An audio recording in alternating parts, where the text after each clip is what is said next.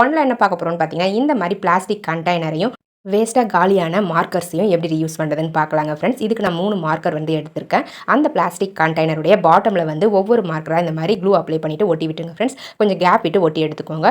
3 மார்க்கரையும் 3 சைடில் வந்து பார்த்தீங்கன்னா, இந்த மாரி ஒட்டி எடுத்துக்கோங்க ஃப்ரெண்ட்ஸ். சென்டரில் வந்து பார்த்தீங்கன்னா, நம்ம கட்டப்பை ஸ்டிக் இருக்குங்களா, அந்த ஸ்டிக்கை மார்க்கரை விட ஹைட்டாக இருக்க மாதிரி கட் பண்ணி சென்டரில் வந்து க்ளூ அப்ளை பண்ணி ஒட்டி விட்டுருங்க ஃப்ரெண்ட்ஸ். பாருங்கள், நான் வந்து மார்க்கர்ஸை விட இந்த ஸ்டிக் வந்து அதிக ஹைட் இருக்க மாதிரி கட் பண்ணி ஒட்டி விட்டுட்டாங்க. அவ்வளோதாங்க ஃப்ரெண்ட்ஸ், நம்மளுடைய சூப்பரான கிச்சன் ஆர்கனைசர் ரெடி ஆயிடுச்சுங்க. இந்த கிச்சன் ஆர்கனைசரில் நீங்கள் ஒவ்வொரு மார்க்கர்லையும் இந்த மாதிரி ஒவ்வொரு கிளாஸ் வந்து ஹேங் பண்ணிக்கலாங்க.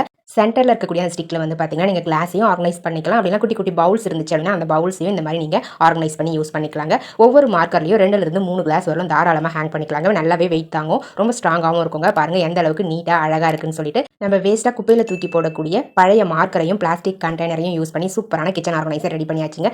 இந்த கிச்சன் ஆர்கனைசர் உங்களுக்கு பிடிச்சிருந்தது அப்படின்னா மறக்காம இந்த வீடியோக்கு ஒரு லைக் தட்டி விட்டுருங்க ஃப்ரெண்ட்ஸ். இப்போ நம்ம நெக்ஸ்ட் டிப்ஸ் பார்க்கலாம்.